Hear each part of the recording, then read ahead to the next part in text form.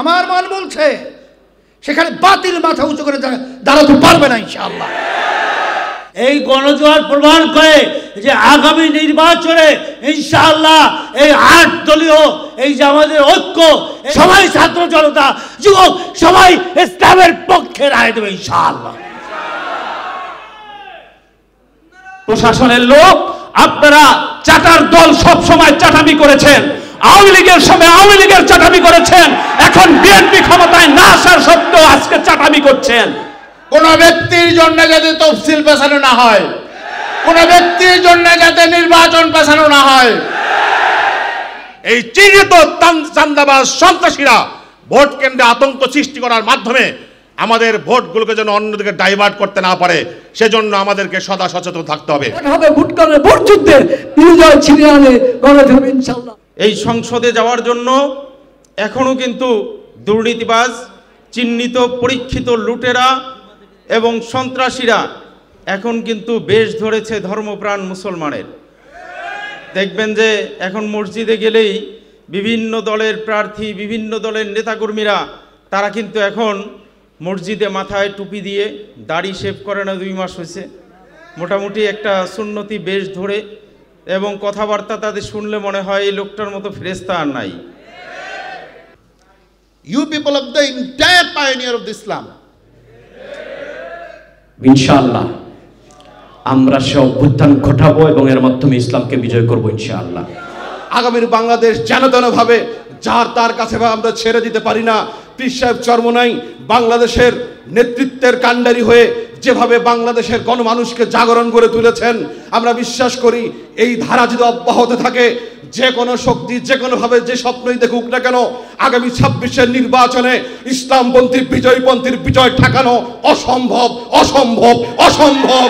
আর সেজন্য ছাত্র আন্দোলন, যুব আন্দোলন, শ্রমিক আন্দোলনের সকল সহযাত্রীকে আগামী নির্বাচনের পতাকাবাহী প্রতিটি এমপি পদপ্রার্থীর ডানে বায়ে সামনে পিছনে থেকে সর্বাত্মক সর্বোচ্চ শক্তি প্রয়োগ করবার জন্য, আমাদেরকে চূড়ান্ত ত্যাগের দৃষ্টান্ত স্থাপন করার জন্য প্রস্তুতি গ্রহণ করতে হবে।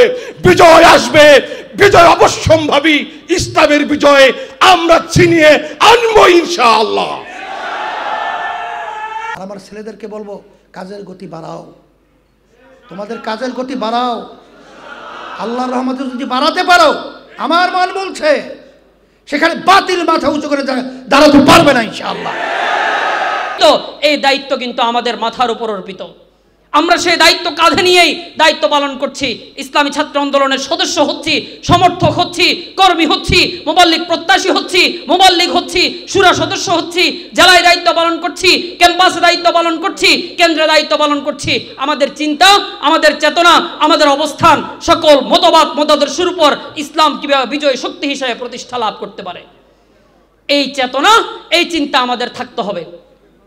নানা রকম প্রতিকূলতা আসবে, নিজেদের মাঝে নানা রকম বৈপরীত্য, চিন্তার বৈপরীত্য আসবে, কিন্তু আমাদের যেই ডেস্টিনেশন, সুদূর প্রসারী লক্ষ্য, ইসলামকে সকল মতবাদের উপর, সকল চিন্তাধারার উপর প্রতিষ্ঠা দান করার যেই চেতনা, এই চেতনা লাগবে।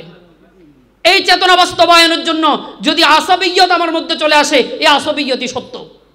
এই চিন্তা কাঠামো বাস্তবায়নের জন্য কোরআনে একটি আয়াত আছে না, কুল্লু হিজবিম বিমা লাদাইহিম ফারিহুন, প্রত্যেক দল তার নিজের অবস্থানকে কেন্দ্র করে সে সন্তুষ্ট থাকে। আমাকে আমার অবস্থানকে কেন্দ্র করে আমি সন্তুষ্ট থাকব, সমস্যা নেই। এটার আপেক্ষিক অর্থ, ভালো অর্থ নেওয়া যেতে পারে, মন্দ অর্থ নেওয়া যেতে পারে।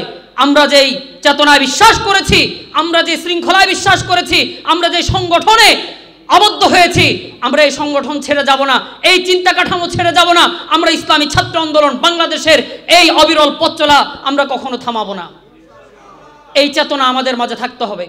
চেতনা যদি হারিয়ে যায়, মানুষের স্বপ্নের যদি মৃত্যু ঘটে, স্বপ্ন যদি তার মাঝ থেকে হারিয়ে যায়, তাহলে সে মানুষটার মৃত্যু ঘটে।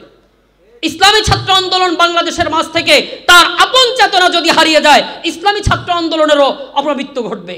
এই চেতনা, আমি কোন পথে যাচ্ছি, কি করতে চলেছি, কাকে নিয়ে কাজ করছি, কোন জায়গায় আমি যেতে চাই, এই চেতনা, এই স্বপ্ন অবিরল মনের মধ্যে জল্পনা কল্পনা আমার মধ্যে থাকবে।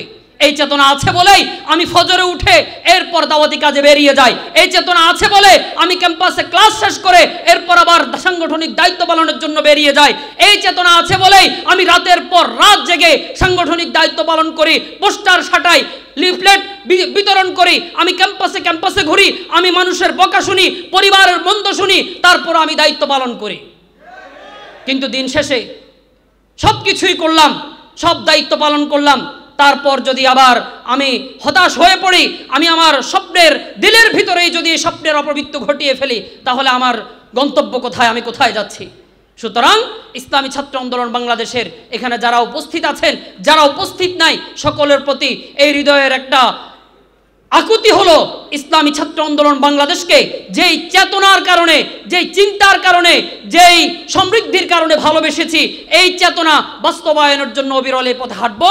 আল্লাহ রাব্বুল আলামিন যেন আমাদের চেতনাকে আরও বেশি শানিত করার মতো তৌফিক দান করেন, মনের ভেতর যেন আরও বেশি জ্বালা যন্ত্রণা তৈরি করে দেন। ওমা আলাইনা ইল্লাল বালাগ। আসসালামু আলাইকুম ওয়া রাহমাতুল্লাহ।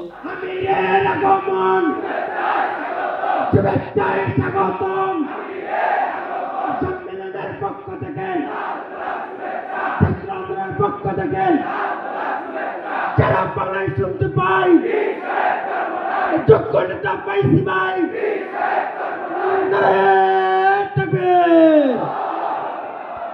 সিনিয়র যুগ্ম মহাসচিব মাওলানা গাজী আতাউর রহমান, উপস্থিত আছেন মহাসচিব অধ্যক্ষ হাফেজ মাওলানা ইউনুস আহমদ। আমাদের এবারের যে স্মারকটি, কেন্দ্রীয় সম্মেলন স্মারক ইসলামী রাষ্ট্রচিন্তা নিয়ে গঠিত হয়েছে। আপনারা যারা ইসলামী রাষ্ট্র নিয়ে ভাবেন, পড়াশোনা করতে চান, আপনারা এই স্মারকটি শুধুমাত্র আজকের জন্য 10% ছাড়ে আপনারা টোকেন নিয়ে সংগ্রহ করে এই স্মারকটি আপনারা পেতে পারেন।